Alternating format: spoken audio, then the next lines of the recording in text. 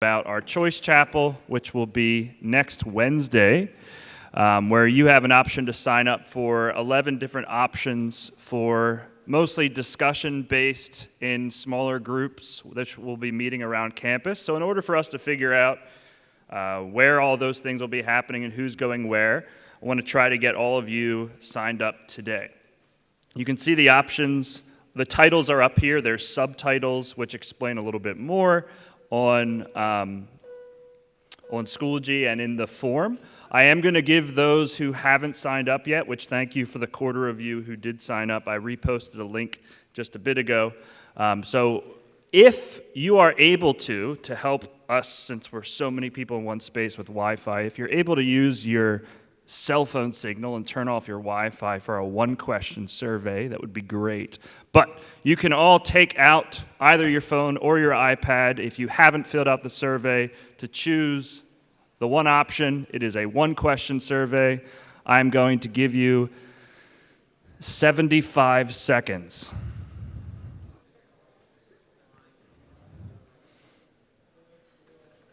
And then we're going to put everything away. So all students and faculty group, there's a link. One question.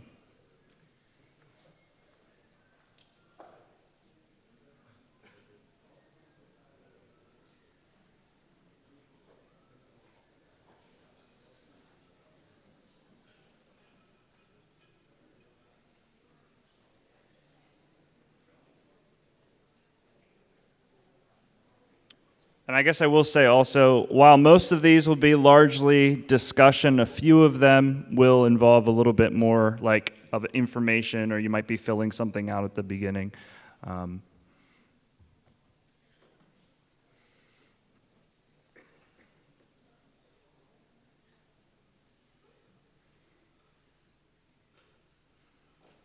So 30 more seconds.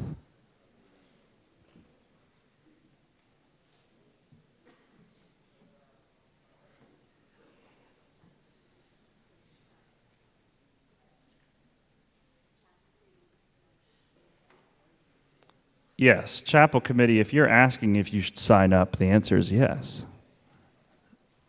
Sign up like everyone else.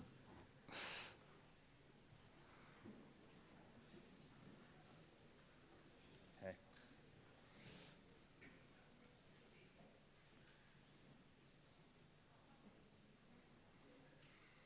All right, so you should now be putting your devices away if it's still out.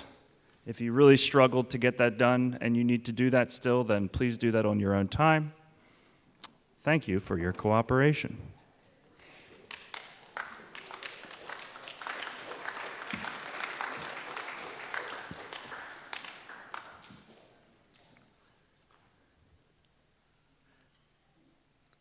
We woke up, all of us this morning, to very tragic news of another event that is not the best of humankind.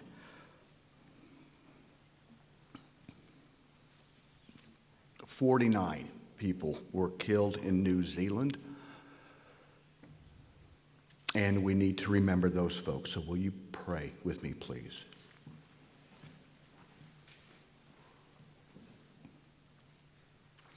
In the name of our Creator God, who grants us grace and mercy, praise be to the Lord of all the universe, who has created us and made us into tribes and nations, that we may know each other, not that we may despise each other. May our nations not lift up sword against each other. You are the one who does not hesitate to respond to our call. You are the cornerstone of our peace. May we walk your paths. May we beat our swords into plowshares. We are all brothers and sisters in you. Blessed are the peacemakers. Peace, the essence of your gospel. Love, the essence of your gospel. Violence and abuse, the knot of bondage. May none be afraid, for the mouth of the Lord of hosts has spoken peace. And may thy peace itself bestow peace on all, and may that peace come to us here. May we show peace to each other. May those frightened cease to be afraid, and may those bound be freed. May we all be a breath of life to the body of humankind, a dew to the soil of the human heart, and a fruit upon the tree of humility. May we be faithful servants of God, leaders among our peers who walk on the earth in humility. And when we address all of God's people, we say peace. May we be at peace. May our hearts remain open. May we awaken to the light of your own true nature. May we be healed. May we be a source of healing for all beings. God, our thoughts are with all victims of violence today, but today, in this moment, especially those who have suffered so horrifically in New Zealand, may your care and your love for all be a balm to those in pain and suffering. And may we use the example of Jesus' life to instruct us in how to both live and how to respond. Amen.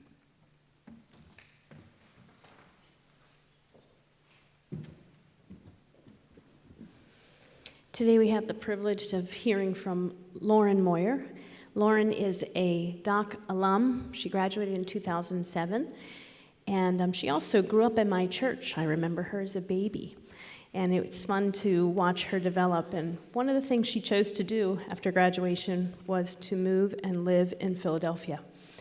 And it's been a joy to talk with her about what God is doing in her life and things that are changing, and I really wanted you to hear some of the things she's learning. And so, welcome, Lauren.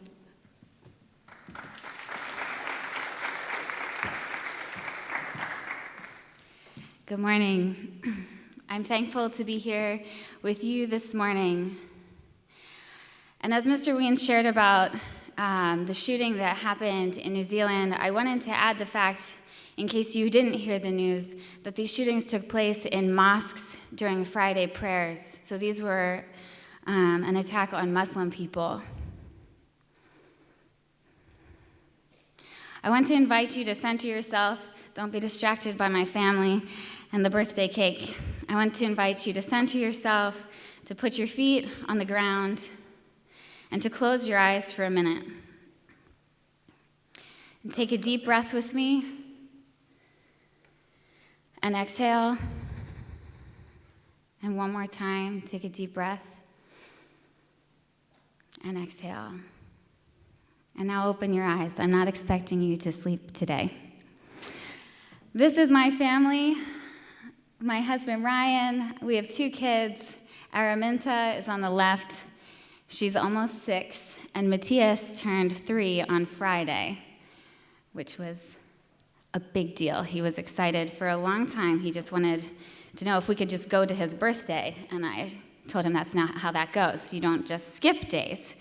But I was invited to come and share with you all today about my experience moving to Philadelphia and how God has been changing my perspective over the past 8 years being there. And a million drafts later, and I hate writing drafts, but I encourage you to practice that while you're in high school because it would have served me well. I'm here and I'm nervous, and you can take down the picture.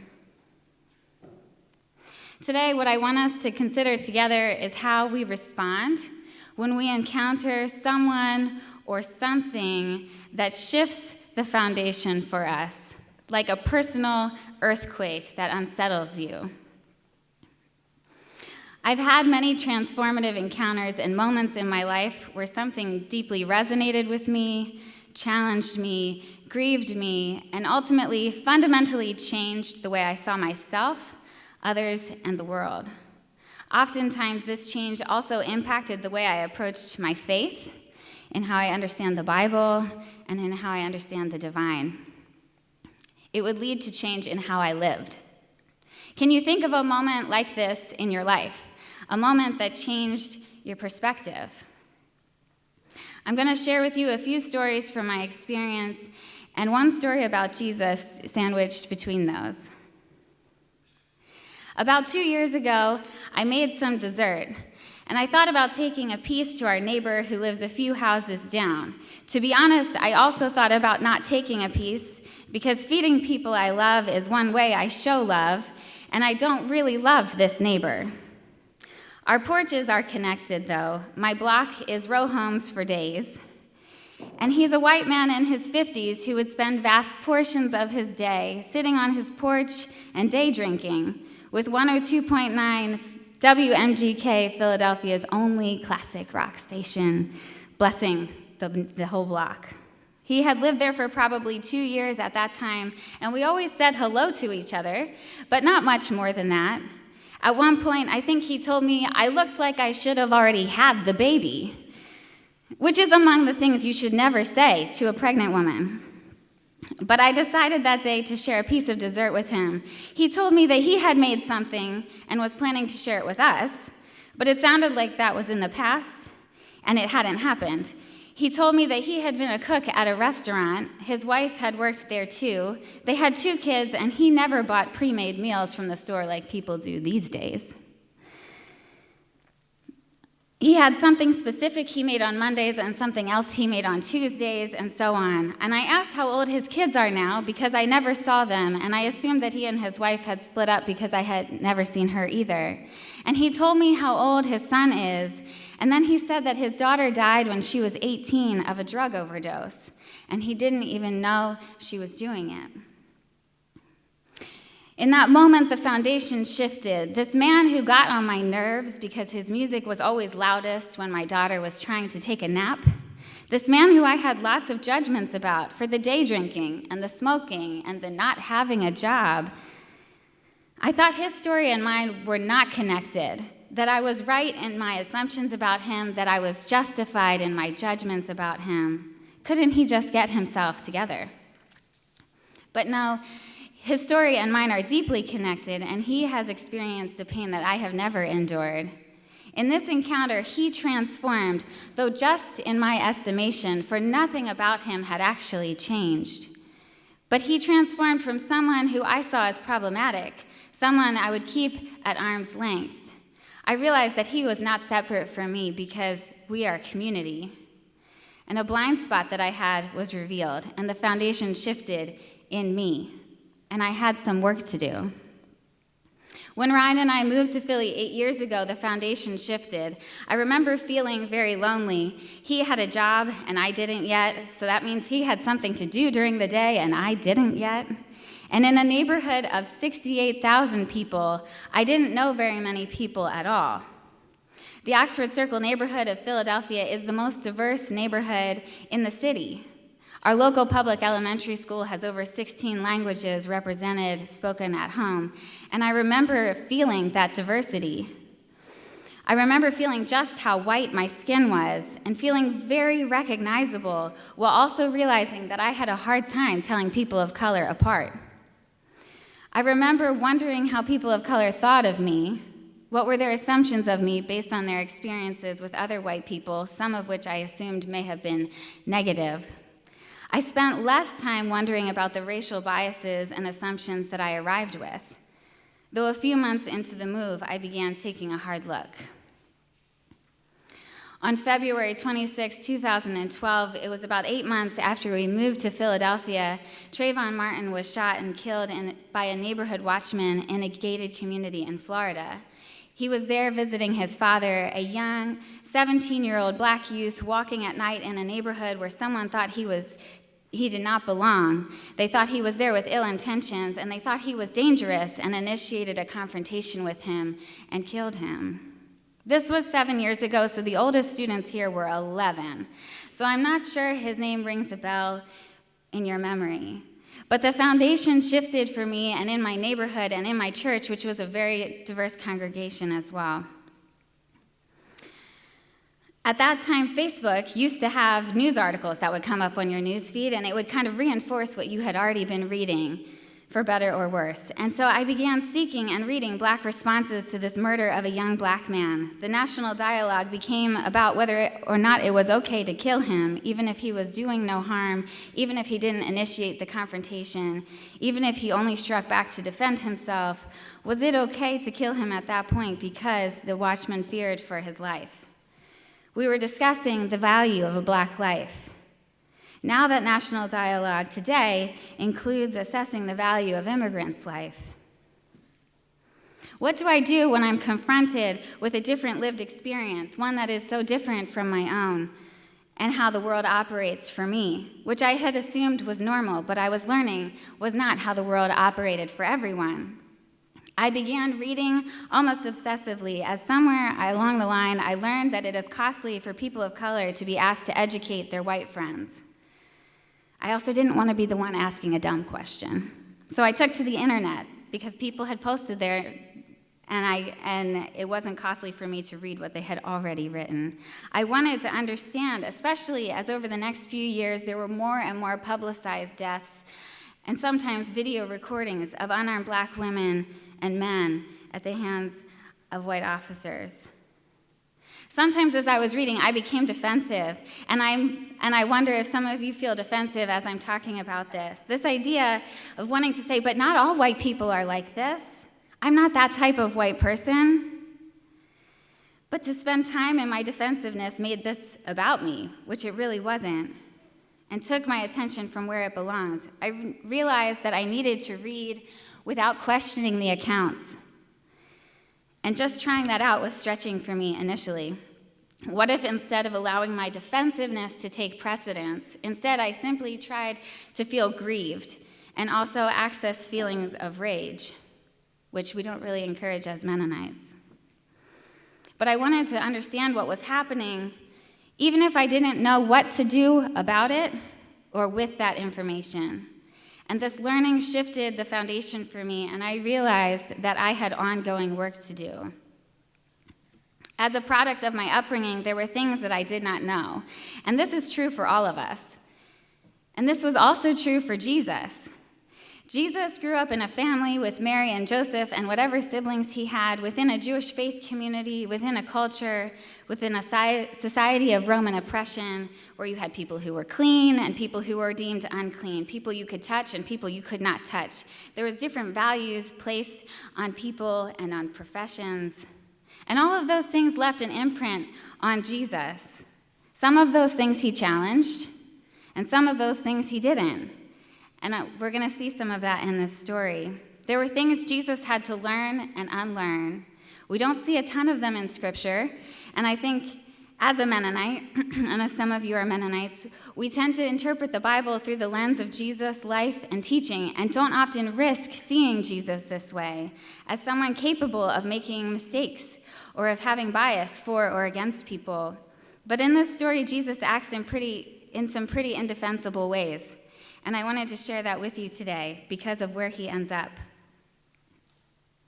I want to read this story from the lens of Jesus' humanity because this reading challenges me, and it may challenge you.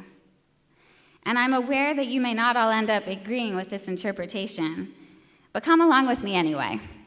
Commit to understanding where we disagree. This is a story from Matthew chapter 15, verses 21 to 28, the faith of a Canaanite woman. And to put the Canaanite-Jewish relationship in some context, in the book of Joshua in the Old Testament, God ordered them to be wiped out altogether, the Canaanites, along with other kingdoms, clearing the way for Israelites. He ordered for them to be wiped out altogether. So to say that there was no affection between Jews and Canaanites is to deeply understate the facts. Miguel A. de la Torre writes, the Canaanites during Jesus' time were seen by Jews as being a mixed race of inferior people. Later he says, they were foreigners who simply did not belong. This is familiar rhetoric that we hear today, and this is the context for this story. The faith of a Canaanite woman. Leaving that place, Jesus withdrew to the region of Tyre and Sidon. A Canaanite woman from that vicinity came to him, crying out, Lord, Son of David, have mercy on me. My daughter is demon-possessed and suffering terribly. And I tried to imagine how hard it may have been for her to ask him, a Jew, for help, a man whose people looked down on her.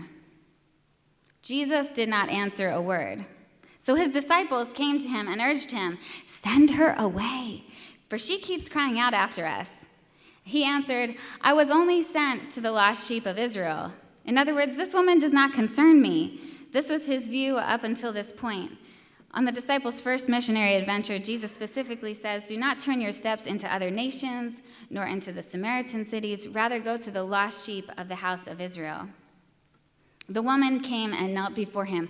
"Lord, help me," she said. He replied, "It is not right to take the children's bread and toss it to the dogs." Crickets, crickets. Let's not overlook that because it's deeply disconcerting. "Yes, it is, Lord," she said. "Even the dogs eat the crumbs that fall from their master's table." Then Jesus said to her, "Woman, you have great faith. Your request is granted." And her daughter was healed in that moment. I've heard interpretations of this text that say that Jesus was just testing her, like he was always going to come through and take care of her kid who was really sick. But I have a hard time wanting to believe that. Because what kind of God torments desperate parents of sick children or belittles someone as a test? So I'm not interested in entertaining that view of this passage because of what it would say about God. I find much more hope in recognizing that Jesus was changed by this encounter with this woman who he had seen as beneath himself. It models how I am to respond when confronted by my own biases and shortcomings, by my own limited perspective, by my own need for transformation. He began this encounter seeing her as someone he did not need to be bothered with, and she challenged Jesus on that. She said, "We deserve healing just because we are." And in this encounter, the Canaanite woman transformed, though only in Jesus' estimation, for nothing about her actually changed. And it impacted him from that point forward. The distance between them lessened, and he realized that he had work to do. He realized he had room to grow in understanding who the kingdom of God was for, and that she was already there. "Woman, you have great faith," he said. I volunteer and work with an organization called New Sanctuary Movement, which is an immigrant-centered interfaith organization which builds public awareness and support for immigration law reform. And it has deep impacts for individuals as well as large-scale societal change. I work on a committee with families who have taken sanctuary to avoid deportation. And what that means is that there are sensitive locations, which are churches, schools, and hospitals, where Immigration and Customs Enforcement, or ICE, will not enter to take people into custody. To take sanctuary means to choose to move into one of those sensitive locations where you cannot leave, where your protection is within the walls. And 3 families in Philadelphia are doing just that in 2 churches in the Germantown neighborhood of Philly. I'm part of that work, subverting the law, working to broaden public support in order to create change that would allow these families to be able to leave these churches, to go back to their homes and apartments and not live in fear of deportation. And there are people who have the authority to grant these things. And one of them is the head of the ICE office in Philadelphia, and her name is Simona Flores. Simona Flores is someone who it is easy for me to distance myself from, to think that we have nothing in common. Like my neighbor, she is someone I have seen as problematic. And as I sit around tables every Monday in one of the churches where 2 families have been living these past 6 months, I can easily get angry with her and impatient with her. She has the power to affect change. And what is she doing with that power? I realized 2 weeks ago that I needed to reframe how I was thinking about her. She had become a problem instead of a person to me. And as I sat in a group of people learning how to be a faith-based community organizer, we were asked to consider what practices from our faith tradition that we can bring into the work we're doing for social justice. I thought for a few minutes about Simona Flores and the work I needed to do to change how I was thinking about her.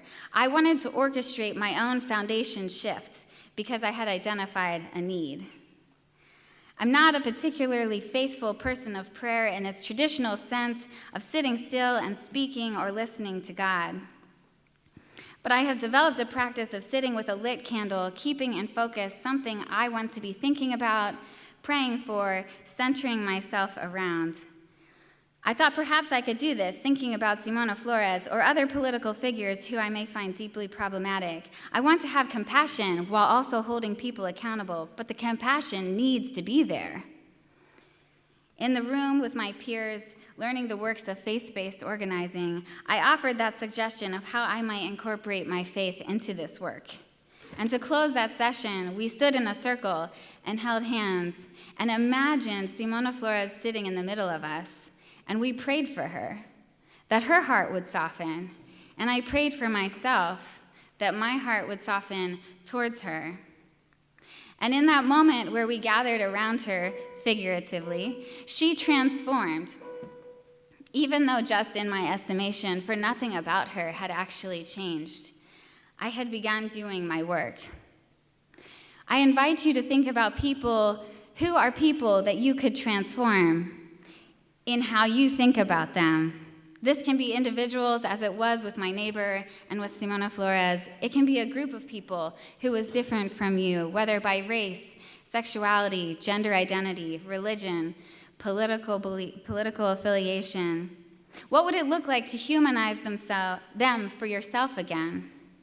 What practice can you begin to do this shift in yourself, and who will walk with you in this journey? At DOC, we talk about community all the time.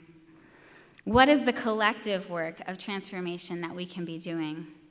This work of transformation, how we think about others, is important, and it leads us to ask the next logical question: how does this impact how I live?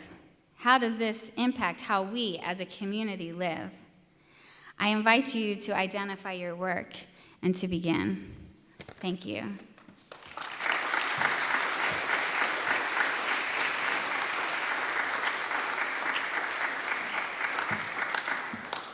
Thank you, Lauren. You have given us much to think about.